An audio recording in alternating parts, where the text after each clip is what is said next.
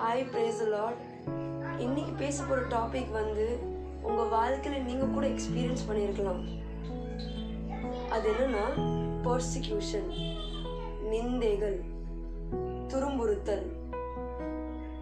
இது நம்ம மட்டும் இல்லை, ஏசப்பா கூட இது அனுபவிச்சிருக்காங்க.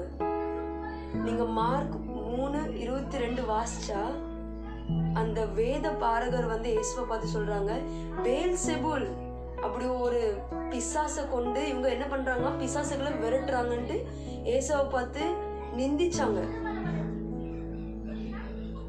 இப்படி ஒரு நிந்தை ஏசப்பா, இப்படி ஒரு பர்சிக்யூஷன் ஏசப்பாக்கு வந்துச்சு அவங்க மினிஸ்ட்ரி லைஃப்ல. பேர்களை விரட்டிருக்காங்க, எத்தனையோ நோய்களை குணமாக்கியிருக்காங்க.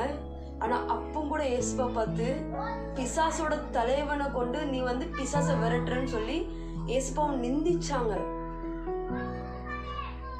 அதே போல நம்ம வாழ்க்கையிலும் எத்தனையோ பேரு நிந்திச்சிருக்கலாம். நீ ஏசப்பா பத்தி எதுக்கு சொல்ற, உனக்கு என்ன தகுதி இருக்கு, உன்னாலாம் இது முடியாது, இப்படி எத்தனையோ விஷயங்கள் பேசியிருக்கலாம். ஆனா ஏசப்பா என்னைக்குமே தேவ ராஜ்யத்தையும் தேவனோட சித்தத்தையும் என்னைக்குமே விட்டு விலகல. என்னைக்குமே அந்த சாத்தானோட அந்த பொய்ய நம்பல. பர்சிக்யூஷன் வந்து சாத்தானோட ஒரு பொய், நிந்தைகள் வந்து சாத்தானோட பொய். சில பேர் நம்ம கரெக்ட் பண்ணுவாங்க, கரெக்ஷன் இஸ் வெரி குட், நம்ம அதை அக்செப்ட் பண்ணலாம். ஆனா நிந்திச்சிருக்காங்க பாருங்க, நீ ஏன் இயேசுவை பத்தி சொல்ற, உனக்கு என்ன இருக்கு அப்படின்னு சொல்ற ஒரு நேரத்துல நம்ம அதை எதுவுமே அக்செப்ட் பண்ணவே கூடாது. நீங்க அதை அக்செப்ட் பண்றீங்கன்னா அப்போ நீங்க பொய்ய அக்செப்ட் பண்றீங்க.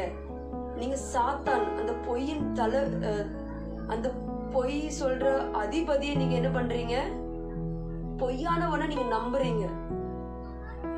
நீங்க அது எவ்வளோ அக்செப்ட் பண்றீங்களோ நீங்க அவ்வளோ பின்னாடி போவீங்க. அதனால என்னைக்குமே யாராச்சும் உங்களுக்கு தேவன் குறித்து ஏதாச்சும் ஒரு பர்சிக்யூஷன் கொடுக்குறாங்கன்னா அது என்னைக்குமே நம்பாதீங்க, அதை என்னைக்குமே அக்செப்ட் பண்ணாதீங்க. If you're working for the kingdom of God, just accept God's truth for your life. Don't accept persecution. என்னைக்குமே persecution accept பண்ணவே பண்ணாதீங்க. நீங்க எவ்வளோ அக்செப்ட் பண்றீங்களோ அவ்வளோ பின்னாடி போவீங்க, அவ்வளோ தேவ ராஜ்யத்துக்கு விரோதமாக போவீங்க. So don't accept it. Accept the truth of Jesus Christ.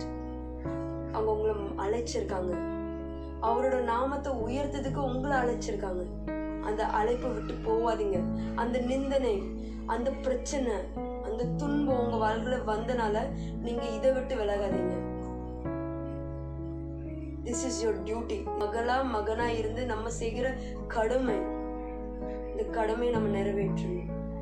God bless you all and don't accept enemy's lie. சாத்தானோட பொய்யை நம்பாதீங்க. God bless you.